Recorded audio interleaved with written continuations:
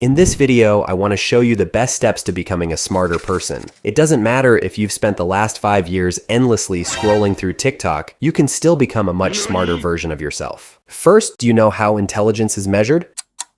If you answered IQ, you got it wrong. When we talk about intelligence, it is common to think of IQ, but it is crucial to understand that this does not consider all forms of mental intelligence, only cognitive intelligence. Other intelligences are measured through more complex methods. Each individual possesses a unique combination of these intelligences. Perhaps you, my friend, have high linguistic intelligence, while my friend Kelvin has high spatial intelligence. The thing you have in common is making money.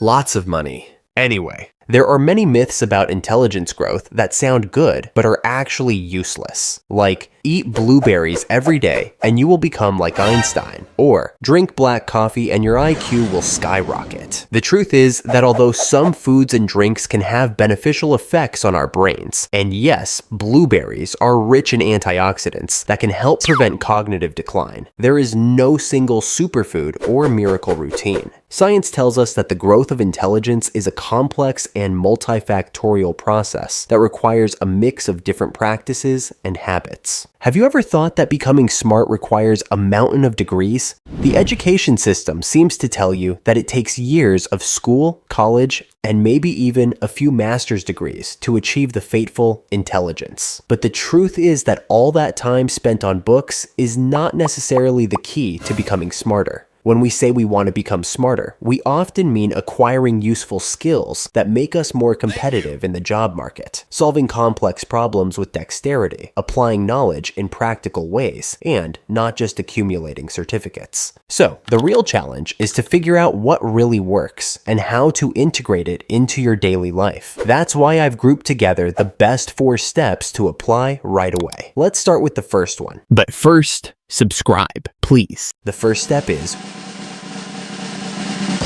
read. Have you ever heard of neuroplasticity? What?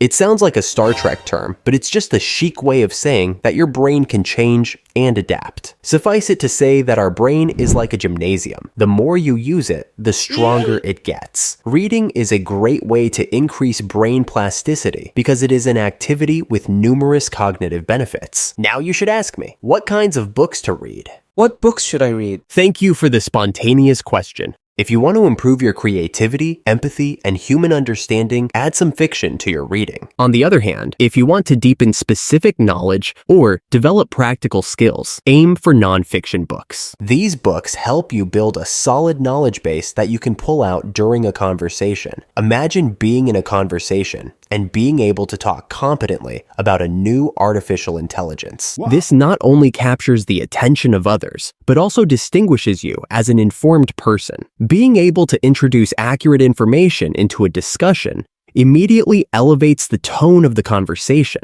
transforming it from a chat between friends to a more meaningful conversation. In my opinion, these are the best nonfiction books on intelligence development that I recommend you read. And these are the key points covered in each book. Now let's move on to the second step. Active learning. Have you ever noticed that we often forget what we read after only a few days? This happens because our brain is a master at erasing things it thinks are useless. So, if you really want to remember something, you have to make your brain work. Active learning is the most powerful method. This approach is based on the idea that the best way to learn is not simply to read passively, but to actively engage the brain in the process. Studies in cognitive psychology show that the simple act of taking notes by hand instead of on a computer can significantly improve long-term memory. This is because writing by hand involves more areas of the brain and requires synthesizing and rephrasing information. But it is not enough just to take notes. You need to practice what you have learned as soon as possible. This is called active recovery, and it has proven to be one of the most effective ways to keep your brain from storing new information in the stuff to forget folder. And no, it's not about blocking out embarrassing memories. It's about fixing in your mind the things that really matter. So the next time you read a book, listen to a podcast, or watch an educational video, take 10 minutes to summarize the main points or explain them to a friend. And if he starts looking at you with that lost look, you're on the right track. It means you're getting smarter.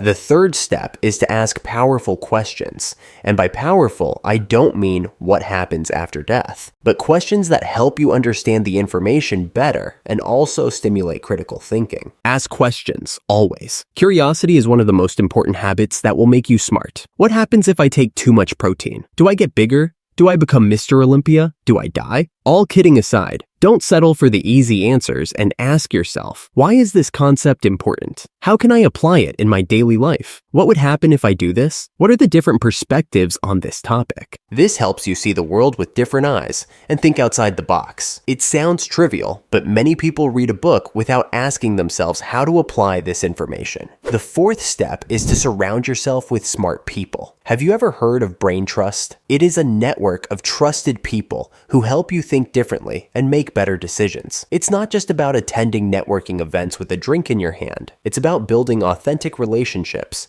asking for advice, listening to different points of view, and learning from the experiences of others. Learning from people with different skills than your own exposes you to new ideas and approaches, thus expanding your knowledge. Smart people have an open mind, love their own company, are aware of their own ignorance, appreciate black humor, feel a lot of empathy. Sheldon is an exception and adapt to any situation.